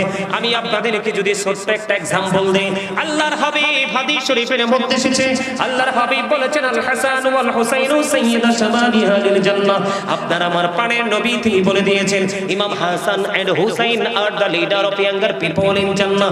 আপনার আমার প্রাণের নবী তিনি বলে দিয়েছে এ চরমদি ফকিরাখালীর যুবক, তোমাদের জন্য নিয়ামত। আল্লাহর হাবিব বলেছেন ইমাম হাসান হুসাইন জান্নাতে যুবকদের লিডার হবে। এখন কি মুখে মুখে ইমাম হুসাইন ইমাম হাসান রাদিয়াল্লাহু তাআলা আনহুকে ভালোবাসি বললে হবে, নাকি তাদের আদর্শকে লালন করতে হবে? কথা বলে না? কি করতে হবে? তাদের আদর্শটাকে লালন করতে হবে, ঠিক কিনা বলেন? আরো জোরে বলেন। এখন লালন কি করব কি করব না? তারা কেমন সফট ছিলেন জানেন? তাদের ব্যবহার কত সুন্দর ছিলেন। এখন ধরেন एग्जांपल দেই, যদি কোনো মানুষ ওযু করতে গিয়ে ভুল করে, আমরা কি বলি? দেহ দাড়িগুলো পাইকে কত বড় হয়ে গেছে, ওযুই জানেন। কথা কম, আমরা এরকম না? আমাদের ব্যবহারটা এরকম না? নামাজ পড়তে গেলে যদি দেখি ভুল করে, যা আপনার বয়স তো হবে 70, এখনো নামাজ জানেন না। কথা কন না কেন? এরকম বলি কি বলি না? আর জোরে বলে আপনারা একটু সামনের দিকে আসেন। যার যার সামনে যে খালি জায়গাগুলো আছে জায়গাটি ফিল আপ করেন। ওই যে পিছনে মানুষ এসে দাঁড়ায় রয়েছে, আপনারা সবাই সামনের দিকে আসেন, আসেন আসেন। আর জোরে আসেন, আস্তে আস্তে আরো আরো তাড়াতাড়ি আসেন। আমার আল্লাহ আল্লাহ আল্লাহ লা ইলাহা ইল্লাহু আল্লাহ আল্লাহ আল্লাহ ইল্লাহু আপন নূর দিয়া আল্লাহ করিয়া সৃজন, আরশের পরে কুরসির তরে রাখিলেন গোপন নবীজি। আল্লাহ আল্লাহ আল্লাহ ইল্লাহু আল্লাহ আল্লাহ আল্লাহ আল্লাহ পাকের প্রিয় হাবিবে মুহাম্মদ রাসূল, সবার আগে হলেন তিনি সৃষ্টি কুলের মূল নবীজি। আল্লাহ আল্লাহ আল্লাহ ইল্লাহু আল্লাহ আল্লাহ লা ইলাহা ইল্লাহু। মনটা আমার চাই যে শুধু যেতে মদিনায়, এই মনটা আমার চাই যে শুধু যেতে মদিনায়। হাইরে অবুঝে মনে রে বোঝাই যত, সে তো বোঝে না নবীজি। আল্লাহ আল্লাহ লা ইলাহা ইল্লাহু আল্লাহ আল্লাহ ইল্লাহু।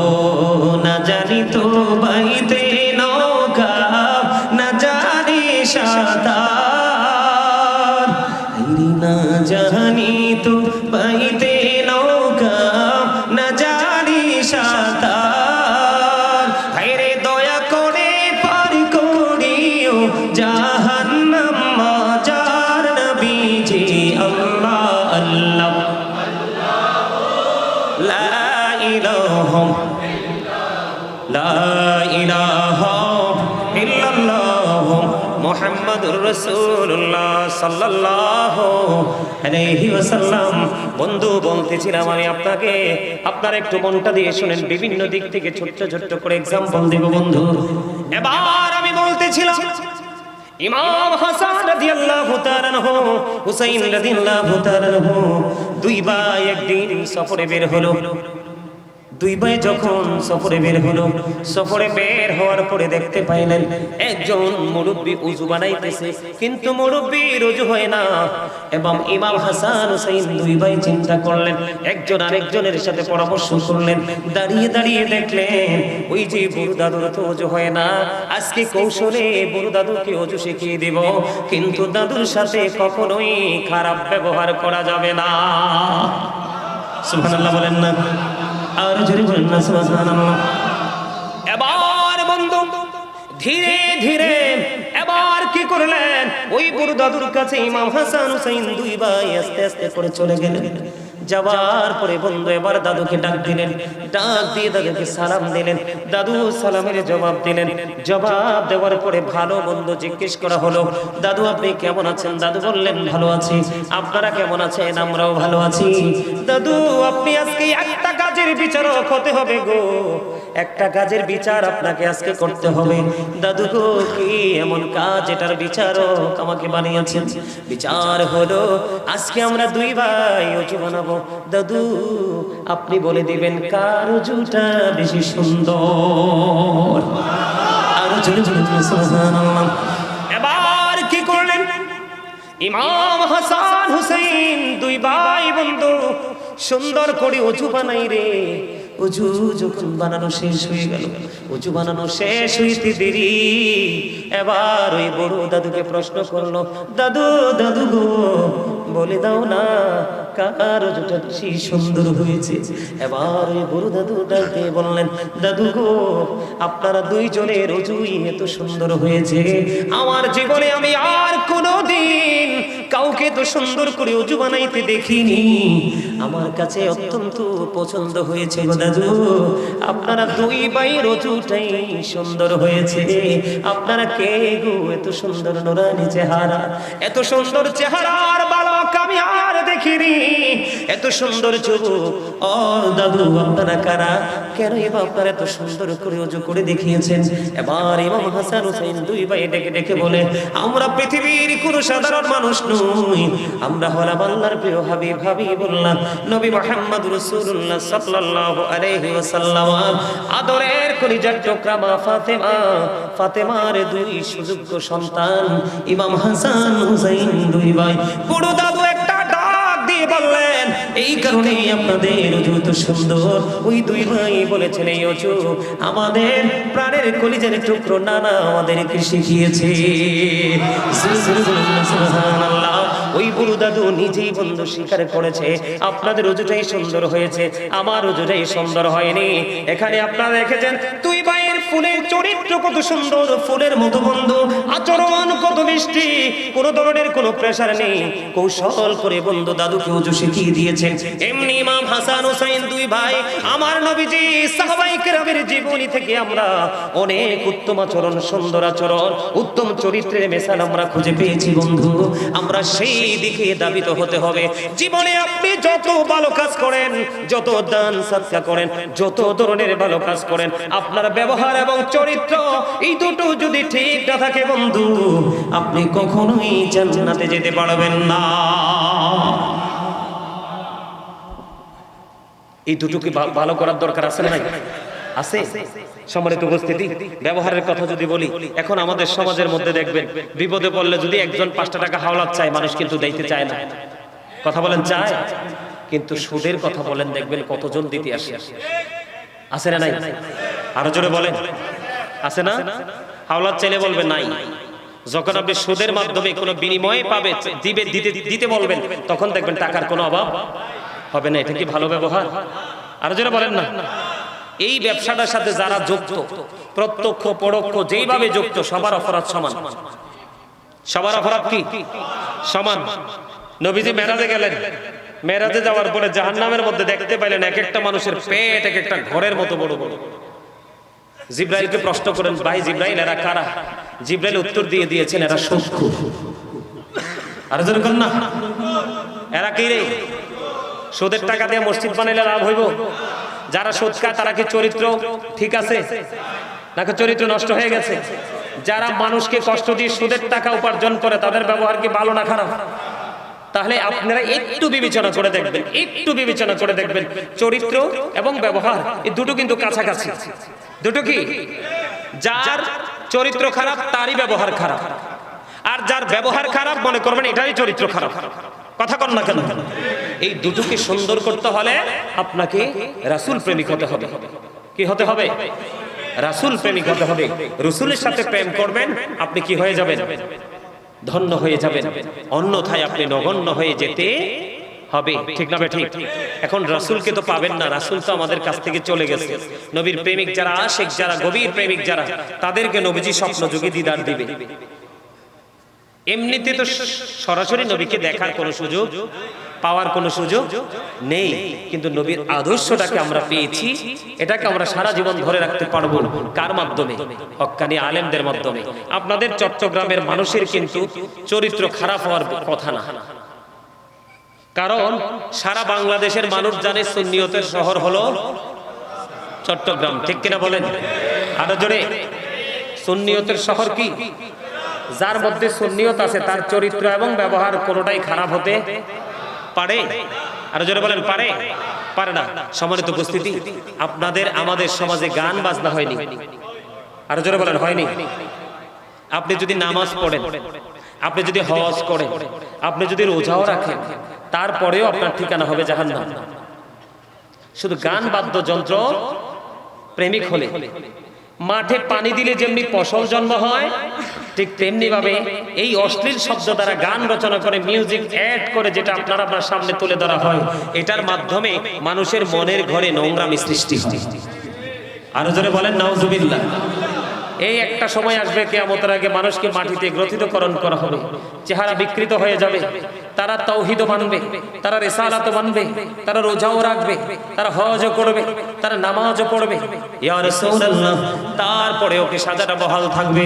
নবীজি বললেন হ্যাঁ, তারপরেও সাজাটা বহাল থাকবে। তার কারণ কি? গান বাদ্যযন্ত্র প্রেমিক হবে এবং মদের আসর বসাবে। সমাজের মধ্যে আছে না নাই? যে গান বাজনার আয়োজন করে, গান বাজনার নামে মদ খায়, বিভিন্ন নেশা করে, এরা কি কখনো উত্তম চরিত্রবান হতে পারে? এই ব্যবহারটা কি ভালো? এই ব্যবহারটা খারাপ না? এমনি করে করে আপনি প্রত্যেকটা জায়গা, প্রত্যেকটা সেক্টর, প্রত্যেকটা প্লেসকে দেখবেন। আপনি যদি একটু সূক্ষ্মভাবে হিসাব করেন, আমি যদি আপনার উত্তম চরিত্র এবং ব্যবহার নিয়ে আরেকটু কথা বলি, আমাদের বাংলাদেশে কিন্তু সামাজিক অবক্ষয়, মানসিকতারও অবক্ষয় এমন ভাবে হয়েছে যেটা কল্পনা করা যায় না। আপনারা জানেন কিনা জানি না, এই আপনাদের এই চট্টগ্রামে, এই চরণদ্বীপ ফকিরাখালীতে মানুষ কি একজনকে দাওয়াত দিলে তিনজন যায়নি? আরে ওমা, যায় না বলে, একজনকে দাওয়াত দিলে তিনজন যায় না? কথা বলেন, যায় কি যায় না? এটা যে ইসলাম সাপোর্ট করে নাই, ব্যবহারটা যে ভালো না, এটা জানেননি? জানেন? যে জানেন আলহামদুলিল্লাহ, যে জানেন না তাকে একটু বলে দেই। সম্মানিত উপস্থিতি, একজন দাওয়াত দিলে তিনজন যাওয়া যাবে না, আবার দাওয়াত রেখে দাওয়াত মিস করা যাবে না। কি? একজনকে দাওয়াত দিলে দুইজন বা তিনজন যাওয়া যাবে না, আবার দাওয়াত রেখে দাওয়াত মিস করা। বড় আয়োজন করা হয়, আপনি একজন গেলেন না, এমনি করে করে 10 জন গেল না, 20 জন গেল না, তাদের খাবার কিন্তু রয়ে যাবে, অথবা এই খাবারটা নষ্ট হতে পারে। এখন হয়তো বা হবে না, কিন্তু হতেও তো পারে। পারে কি পারে না? এটার জন্য দায়ী হবেন যিনি দাওয়াত রেখে যাননি তিনি। আবার একজনকে দাওয়াত দিলে একজনের সাথে তিনজন যায় কি যায় না? একজনের সাথে দাওয়াত দিলে দুইজন যায় কি যায় না? দাওয়াতি এখনো 20 জন বাকি রয়েছে, 50 জন খেয়ে ফেলেছে। 50 জনের মধ্যে 20 জনই আপনার অতিরিক্ত একজন করে করে নিয়ে গেছে। কেউ ভাগিনা নিয়ে গেছে, কেউ নাতি নিয়ে গেছে, কেউ ভাতিজা নিয়ে গেছে, কেউ ছোট ছেলে নিয়ে গেছে। এমনি করে করে মূল দাওয়াতি 20 জন বাকি রয়েছে। এই 50 জনের মধ্যে 20 জন অথবা 25 জন অতিরিক্ত একজন করে নিয়ে গেছে। এখন খাবার আছে না নাই? খাবার নাই। সেই এই যে 20 জনকে সে আর খাবার দিতে পারবে না। এই লজ্জার জন্য দায়ী হবে যারা অতিরিক্ত ওনাকে ইনফর্ম না করে, ওনাকে না জানিয়ে যারা গিয়েছে তারা। কথা কি বুঝতে পারছেন? আরো জোরে বলেন, পারছেন? বিয়ে কি পবিত্র কাজ না? আরো জোরে বলেন। এখনকার চরিত্রহীন সন্তান বেশি নাকি চরিত্রবান? কথা কন না কেন? ভয় পান নাকি? এখনকার যুগের আমি সব সময় প্রায় বাজে বলে থাকি, মুরব্বীদের অন্তর আল্লাহ আল্লাহ রাসূলের প্রেম ভালোবাসায় ভরা, আর এই প্রজন্মের ম্যাক্সিমাম যুবক যুবতীদের অন্তর হিংসা, নোংরামি আর আত্মগরিমায় ভরা। ঠিক কিনা বলেন? একমাত্র কারণ হলো দিনের শিক্ষা না থাকার কারণে। গতকালকে আমি সেই বিষয় নিয়ে লম্বা আলোচনা করেছিলাম। গতকালকের প্রোগ্রামে এই জিনা ব্যভিচার নিয়ে, জোরে বলেন না নাউজুবিল্লাহ, এ নিয়ে এটা লূত আলাইহিস সালামের জামানায় ছিল বলৎকার। কি এই বলৎকারী পিছনের লজ্জাস্থান দিয়ে আপনার নিজের শারীরিক চাহিদা মেটানো, এটা লূত জাতির কাজ, এটা আখির নবীর কাজ হতে পারে না। ঠিক কিনা বলেন? আর জোরে আপনি কি বলবো চরিত্র নিয়ে ওয়াজ বিভিন্ন দিক থেকে আপনাদেরকে এক্সাম্পল দিয়েছি। কারো কাছে ভালো লাগবে, কারো কাছে খারাপ লাগবে, আই ডোন্ট কেয়ার। আমি যতটুকু অর্জন করেছি ততটুকু থেকে আমি আপনাদেরকে বলে দিতে চাই। আল্লামা ইবনে হাজার আসকালানী হাসান ইবনে জাকওয়ান রাদিয়াল্লাহু তাআলা আনহু থেকে তিনি বর্ণনা করেছেন। বলবো? আরো জোরে বলেন। বলবো? আরো জোরে, আরো জোরে বলবো। বন্ধুরে আমার দিকে তাকান বন্ধু। কেমন করে আমি আপনাদেরকে বোঝাবো? তোমরা পৃথিবীর বুকে বড় লোকের সন্তানদের সাথে ওঠা বসা করিও না। কার সাথে?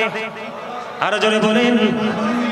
ধনী লোকের বেটা, ধনী লোকের বেটি, তাদের চরিত্র থাকে না, তাদের লজ্জা থাকে না, তাদের শরম থাকে না, তাদের ব্যবহার কখনো সুন্দর হয় না, তারা কখনো সমাজের তোয়াক্কা করে না। এই জন্য জানিয়ে দিয়েছেন, কিছু বলবেন? এই জন্য বলে দিয়েছেন বন্ধু, বড় লোকের সন্তানদের সাথে মেলামেশা করিও না, কারণ বড় লোকের ছেলেরা ও বন্ধু অবিবাহিত যুবতীদের মতো ফিতনা। কথা কয় না? আমার কথা বুঝেন না আপনারা? আরে ভাই বানাইয়া বলি না তো।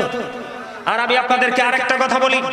হযরতে সুফিয়ান শাওরি রাদিয়াল্লাহু তাআলা আনহু তিনি বলেছেন, আমি একদিন গোসলখানায় গেলাম। গোসলখানায় যাওয়ার পরে ফুটফুটে সুন্দর একটা বালক আমার গোসলখানায় ঢুকে পড়লো। আমি ডেকে ডেকে বললাম, এই বালকটাকে আমার কাছ থেকে গোসলখানা থেকে বের করে নিয়ে যাও, কারণ একটা অবিবাহিত একটা মেয়ের সাথে থাকে একটা শয়তান, আর আপনার বালকদের সাথে থাকে 10টা শয়তান। কথা বুঝেন নাই? এই শুধু মেয়েদেরকে চোখে চোখে রাখলে হবে না।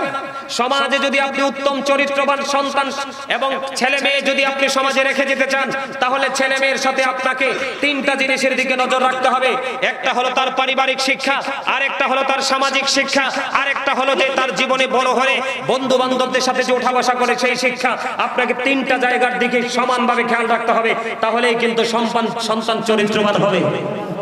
হযরত আবু সাঈদ খুদরি রাদিয়াল্লাহু তাআলা আনহু থেকে হাদিস কানা বর্ণিত, আমার নবী আপনার নবী দু জাহানের বাদশা নবী তিনি বন্ধু জানিয়ে দিয়েছে, একজন যুবক আর একজন যুবকের লজ্জাস্থানের দিকে তাকায়ও না, একজন যুবতী আর একজন যুবতীর লজ্জাস্থানের দিকে তাকায়ও না। আমার নবী বলে দিয়েছেন বন্ধু, একজন যুবক প্রাপ্তবয়স্ক একজন যুবক আর একজন যুবকের সাথে তুমি একই কাঁথার নিচে ঘুমাইও না, একজন যুবতী আর একজন যুবতীর সাথে একই কাঁথার নিচে ঘুমাইও না। জোরে জোরে বলেন আল্লাহু আকবার। একবার বলুন না সুবহানাল্লাহ। আমার কথা বুঝতে পেরেছেন? হ্যাঁ, খেয়াল রাখবেন তো। কোন বালক যদি সমাজের মধ্যে অতিরিক্ত সুন্দর ফুটফুটে হয়, এটার দিকে কোনো আপনার আমি কি বলবো লজ্জার কথা না, এটা জানার কথা, এটার দিকে কোনো না কোনো ছেলের নজর পড়তে পারে। এই জন্য প্রাপ্ত কোনো বয়স্কের সাথে ফুটফুটে সুন্দর কোনো বালককে একসাথে দেওয়া যাবে না, তাহলে এই চরিত্র শারীরিক ফিজিক্যাল চরিত্রটাকে হরণ করে নিয়ে যাবে। জোরে জোরে বলেন ঠিক না ঠিক? আর জোরে। এই দেশে এই রোগ আছে না নাই? আরো জোরে বলেন। এই রোগ এটা একমাত্র বলৎকারী জিনা ব্যভিচার থেকে আপনার আসে। আপনি যখন আপনার চরিত্রকে সুন্দর রাখবেন, তখন দেখবেন এই ভয়ঙ্কর ব্যাধি আপনার আমার মধ্যে থাকবে, আপনার আমার মধ্যে থাকবে। সম্মানিত উপস্থিতি, আমি যদি আজকে আপনাদের কোন পাপের কোন সাজা সেই বিষয়টা নিয়ে যদি একটু আলোচনা করতে পারতাম, তাহলে আমি আপনাদেরকে বলতে পারতাম জিনার যে কত নোংরা শাস্তি হবে, ব্যভিচারের যে কত নোংরা শাস্তি হবে, বলৎকারীর যে কত ভয়ঙ্কর সাজা হবে। চরিত্র আমাদের কয়েক রকমের আছে, ঠিক কিনা বলেন? ব্যবহারও তেমনি কয়েক রকমের আছে, ঠিক কিনা বলেন? বাড়ি বানাইতে গেলে পাশের মানুষকে নিয়ে বাড়ি বানাবেন, কথা বলেন। মাঠে ফসল বুনতে গেলে আশেপাশের জমির মালিকদেরকে নিয়ে সুন্দর করে আলাপ আলোচনা করে সবাই মিলেমিশে করবেন, ঠিক কিনা বলেন? আরো জোরে। কাউকে কেউ কিছু চাইলে আপনি যদি পারেন দিবেন, না পারলে তাকে সান্ত্বনা দিয়ে বিদায় দিবেন, দূর দূর করে তাড়ানো যাবে। ব্যবহার অনেক রকমের হয়, ব্যবহার কিভাবে করবেন, চরিত্র অনেক রকমের হয়। আমি কোন দিকে বলবো? আপনি বড় লোক, আপনার ঘরের লোক, পাশের ঘরের লোক গরিব, আপনি আল্লাহ রাসূল বলে যে তুমি যখন রান্না করো রান্নার সময় তরকারিতে ঝোল একটু বাড়াই দিও যেন তোমার পাশের ঘরের গরিবকে দিতে পারো। আর আপনি যদি তাকে দেওয়ার ইচ্ছা না থাকে, আপনি এমন সময় খান, এমন সময় বাজার ঘরে ঢুকান, তার সন্তান দেখলে কান্নাকাটি করবে কিন্তু তার তো দেওয়ার তৌফিক নাই, এটাকে লুকাইয়া ঘরে ঢুকান। কথা কি বুঝতে পারছেন? এইরকম করে করে প্রত্যেকটা সেক্টরে আপনারা একটু বিবেক খাটিয়ে কাজ করবেন, তাহলে আপনি উত্তম ব্যবহার করেওয়ালা ব্যক্তি এবং উত্তম চরিত্রবান হিসাবে আপনি আল্লাহর কাছে বিবেচিত হয়ে যাবেন। জোরে জোরে বলেন আমিন। সম্মানিত উপস্থিতি, এই সুন্দর জায়গাটাকে আরো বেশি সুন্দর করতে হলে আমি শুরুতে একটু জিকির নিয়ে কথা বলেছিলাম, মনে আছে? আরো জোরে বলেন। এই জায়গাটা দিয়ে শেষ করে দিব, অনেক সময় হয়ে গেছে। এই জায়গাটা দিয়ে শেষ করব। সেই জায়গাটা হলো আপনার জিকির কিভাবে করবেন। সুবহানাল্লাহ আল্লাহর জিকির, আলহামদুলিল্লাহ জিকির, আল্লাহু আকবার জিকির, লা ইলাহা ইল্লাল্লাহ জিকির। কাউকে ভালো কাজের জন্য ডাকা, এটাও জিকির। কাউকে মন্দ কাজের জন্য ডাকা, এটাও জিকির। কথা কি বুঝতে পারছেন? নামাজ পড়তেছেন, এটাও জিকির। হজে গেছেন, সেটাও জিকির। হজ হলো জিকিরের জুলুস, কারণ যেটা বিভিন্ন জায়গা পরিদর্শন করে সম্পন্ন করতে হয়। নামাজে দাঁড়িয়েছেন, এটাও জিকির, এটা হলো জিকিরের জলসা, কারণ এটা একই জায়গায় দাঁড়িয়ে এবং বসে সম্পন্ন করা হয়। সুবহানাল্লাহ বলেন। আরো জোরে বলেন। তার আমার জীবনে পাপ আছে না নাই? অতীত জীবনে অনেক ব্যবহার খারাপ করছি মানুষের সাথে, কথা কন না কেন? আমরা করি না? যেমন ধরেন, কি বলবো, সবচেয়ে বেশি খারাপ লাগে একটা কাজ, আমরা যখন বাজার করতে চাই, সব বাজার তো আর একটা একটা করে গলে গলে দেখে দেখে আনা যায় না। বাজার কি করে আনার পরে দেখলাম যে পচা বা নষ্ট, ব্যবহারের যোগ্য না, এটা ফিরাই নিলে কিন্তু দোকানদার কি হয়ে যায়? রাগ হয়ে যায়, হয় কি হয় না? আর জোরে বলেন না, হয় কি হয় না? এটা কি সুন্দর ব্যবহার? এটা কি তার উত্তম চরিত্র? কথা বলেন, এটা কি তার উত্তম চরিত্র? তো এইরকম ধরনের পাপের কোনো শেষ আমাদের, সকাল থেকে সন্ধ্যা পর্যন্ত, ঘরে থেকে বের হয়ে বিছানা পর্যন্ত আমাদের পাপের কোনো শেষ নাই। সম্মানিত উপস্থিতি, এই সবগুলো পাপকে বিশ্বাস করার একটা সিস্টেম আজকে শিখে যাব। সবগুলো পাপকে ধুয়ে মুছে পরিষ্কার করার শিক্ষা আমরা আজকে নিয়ে যাব। সেটা হলো সর্বশ্রেষ্ঠ জিকির, নামাজ। কি আরো যারা বলেন না? এখন কি কাল? কথা বলেন, এখন কি কাল? শীতকাল। আল্লাহর হাবিব শীতের দিনে বের হলেন। বের হওয়ার পরে তিনি দেখলেন গাছের পাতাগুলো ঝরে ঝরে পড়ে যাচ্ছে। পড়ে না শীতের দিনে? সুপারি গাছ, তাল গাছ, নারিকেল গাছ, এরকম কিছু গাছ ছাড়া ম্যাক্সিমাম গাছের পাতাই শীতে শুষ্ক হয়ে ঝরে যায়। ঠিক না? ঠিক। বন্ধুনি আমার, আপনার আমার প্রাণের নবী সরকারে মদিনা ইমামুল মুরসালিন শীতের দিনে বের হলো। শীতের দিনে বের হয়ে তিনি গাছের ডালা ধরলেন।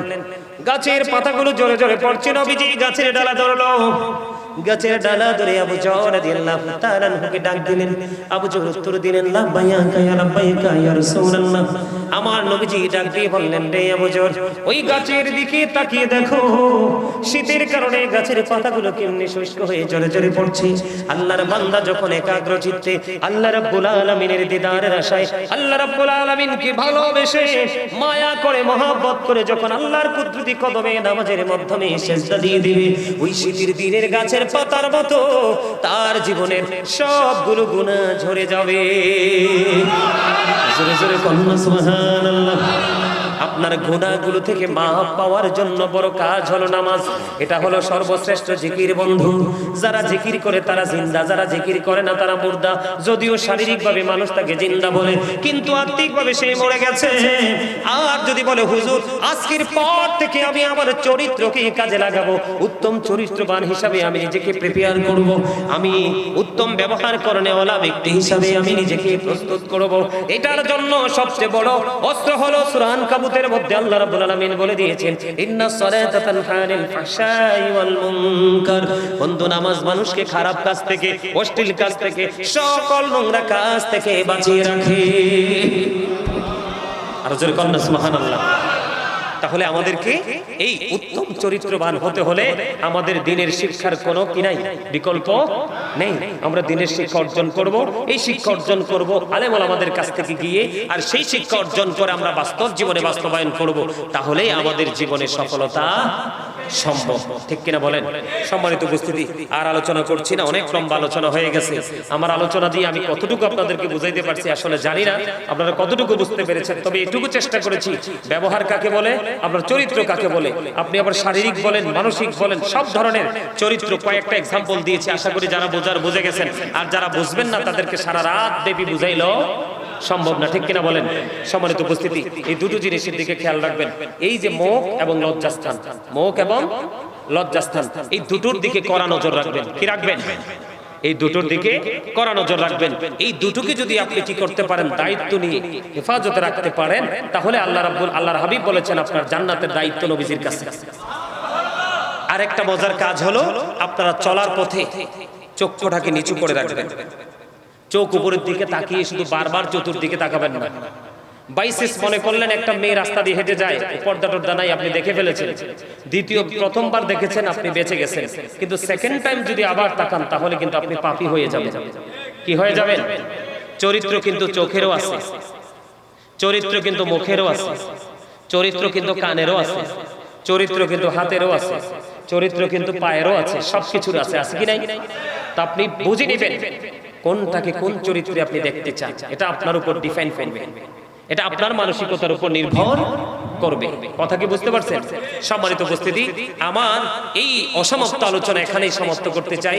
আমার আলোচনায় আপনারা যদি কষ্ট পেয়ে থাকেন, আল্লাহর ওয়াস্তে ক্ষমা করে দিবেন। যদি ভালো লেগে থাকে, আপনারা আমার আলোচনার উপর ভিত্তি করে এবং আজকের মাহফিলের শুরু থেকে এই পর্যন্ত যত আলোচনা হয়েছে প্রত্যেকটা ওয়াজকে মনে রেখে রেখে, জি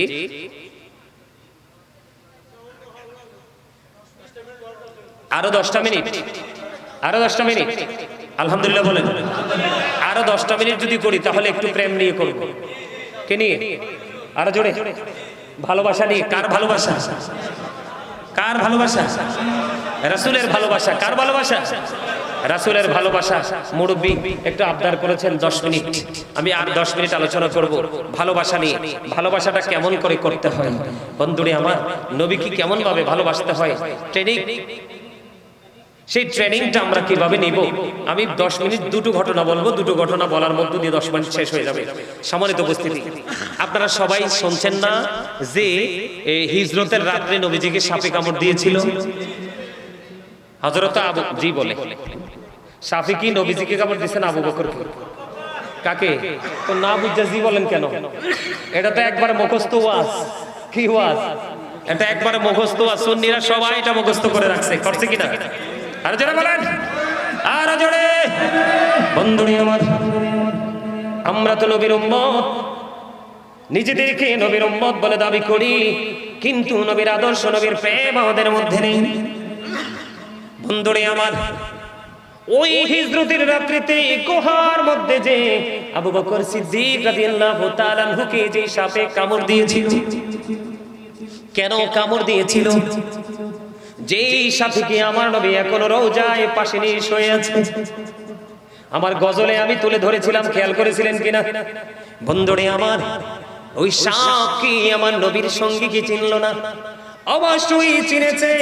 যা কিছু ছিল সব কিছু গায়ের জামা ছিঁড়ে ছিঁড়ে প্রত্যেকটা গর্তকে ফিল আপ করে দিল। একটা গর্ত ফিল আপ করার মতো কোনো কিছু ছিল না। হযরত আবু বকর সিদ্দিক রাদিয়াল্লাহু তাআলা আনহু পা দিয়ে বন্ধু গর্তের মুখটা ফিল আপ করে দিল, আর সাপটা সবল মেরে দিল। সাপটা সবল মারতে দেরি করলো না। সাপটা যখন সবল মারলো, আবু বকরের শরীরে বিষটা বন্ধু ছড়ে গেল, শরীরটা কম্পন আরম্ভ শুরু করলো। ও বন্ধু, একটা ফোঁটা চোখের পানি আমার নবীজির পবিত্র নুরানি চেহারা মোবারকের উপর পড়লো। আমার নবীজির একটু তন্দ্রাচ্ছন্ন ছিল, ভেঙে গেল। দেখার পরে তিনি দেখতে পাইলেন আবু বকরকে সাপে সবল মেরেছে। আমার নবীর পবিত্র মুখ জবান মোবারক থেকে থুতু মোবারক যখন লাগিয়ে দিল, বিষ বন্ধু পরিপূর্ণ কি হয়ে গেল? ফিনিশ হয়ে গেল। জোরে জোরে বলুন সুবহানাল্লাহ। কিন্তু এখানে সবচেয়ে বড় মজার খবর হলো, সবচেয়ে বড় মজার জায়গা হলো, কেন গো ওই সাপটাকে সবল মারলো? ওই সাপটা কেন আবু বকরের পায়ে সবল মারলো? তার কারণ হলো বন্ধু, সাপ আবু বকরকে মারার জন্য সবল মারেনি, আবু বকরকে ধ্বংস করার জন্য সবল মারেনি। সাপের একটা কৌশল হলো সবল মারা, এছাড়া তার কাছে কোনো রাস্তা ছিল না বন্ধু। সাপটা সবল মারলো, তার কারণ হলো, সাপটা সবল মারার কারণ হলো, আবু বকর যখন পাটা গর্তের মুখটার মধ্যে দিয়ে দিল, সাপ আমার নবীকে দেখতে পায় না। জোরে জোরে বলেন না সুবহানাল্লাহ। বন্ধুরি আমার, সাপ আমার নবীকে দেখতে পায় না, কি তা প্রমাণ করেছে? সাপ আবু বকরকে সবল দিয়ে বুঝিয়ে দিল, এ আবু বকর তুমি পা সরায়া নাও, পা সরায়া নাও। আমার এই গর্তের মধ্যে বসবাসের বয়স হলো 1500 বছর। আবু বকর, ও আবু বকর তুমি পাটা সরিয়ে নাও, পাটা সরিয়ে নাও। আমি আমার প্রাণের নবীকে প্রাণটা ভরে দেখব, কারণ আজকে পর্যন্ত আমার এই গর্তে বসবাসের বয়স হলো 1500 বছর ধরে অপেক্ষা করতেছি আমি আমার প্রাণের নবীর জন্য।